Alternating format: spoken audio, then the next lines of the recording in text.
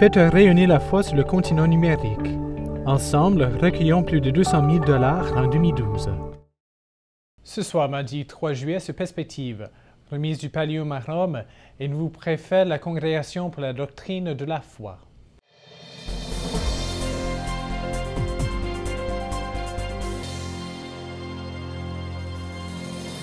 Bonsoir, mesdames et messieurs, et bienvenue à Perspective.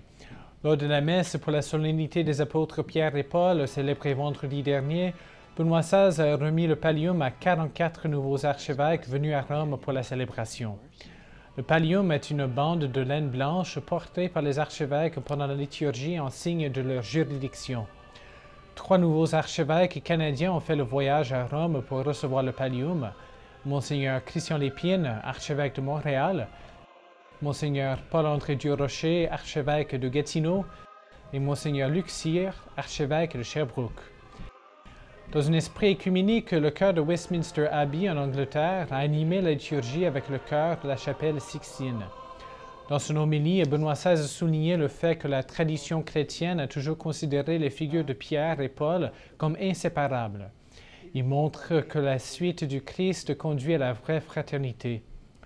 En parlant de Saint Pierre, qui est conféré la responsabilité d'être le roc sur lequel est bâtie l'Église, le pape a évoqué la faiblesse humaine de Pierre. L'Église est donc soutenue par la grâce divine, mais elle demeure toujours faible en son humanité. Les clés du royaume conférées à Pierre ne sont pas signes d'une autorité temporelle. Elles représentent plutôt l'autorité de pardonner les péchés. L'autorité dans l'Église est donc une autorité d'amour.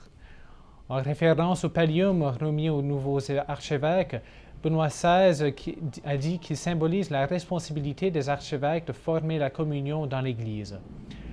Monseigneur Valéry Viennot, archevêque de Moncton au Nouveau-Brunswick, n'a pas pu faire le voyage à Rome pour recevoir le pallium. Il le recevra lors d'une cérémonie spéciale à Moncton. Durant l'Angélus du dimanche 1er juillet, Benoît XVI a commenté l'évangile de Saint Marc, dans lequel Jésus accomplit 2 guérisons miraculeuses.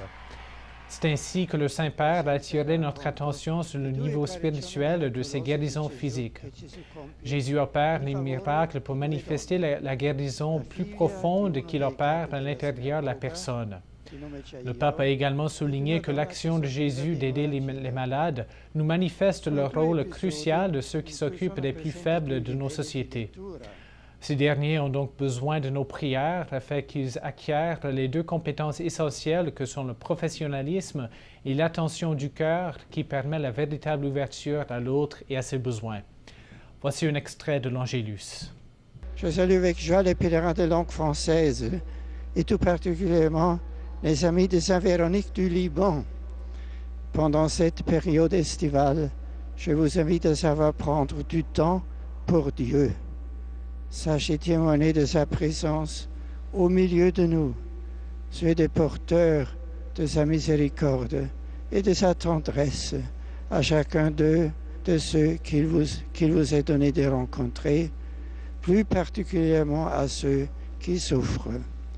À l'exemple de la Vierge Marie, laissons de côté nos peurs et nos doutes et soyons fiers de témoigner de notre foi. Bon dimanche à tous. Une des plus importantes congrégations dans l'Église catholique aura bientôt un nouveau préfet. Hier matin, Benoît XVI a nommé Monseigneur Gerhard Ludwig Müller, préfet de la Congrégation pour la doctrine de la foi. Il succède au cardinal William Levada des États-Unis, qui a démissionné pour limite d'âge. Monseigneur Müller a été évêque de Ratisbonne en Allemagne depuis 2002 et il a accueilli le pape dans son diocèse lors du voyage apostolique en Allemagne en 2006. Il est reconnu pour son travail comme théologien.